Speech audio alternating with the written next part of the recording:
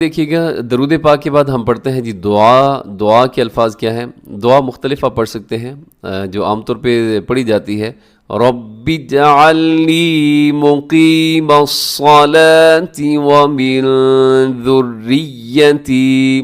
Rabbi जअलनी, बा को gym के साथ मिलाना है। कई लोग सवाल करते हैं कि रब्बी जअलनी है या रब्बिज है, तो आपने क्या करना है कि बा को जीम के साथ मिलाइएगा, क्योंकि ये सिर्फ यहाँ पर दुआ नहीं है बल्कि कुरान पाक के अल्फाज भी हैं।